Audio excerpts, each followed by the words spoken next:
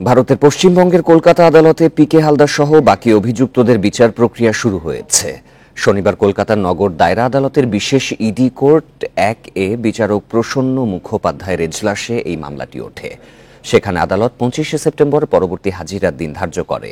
প্রিয় নম্বর সেট করে বিকাশে সেন্ড মানি করুন ফ্রি।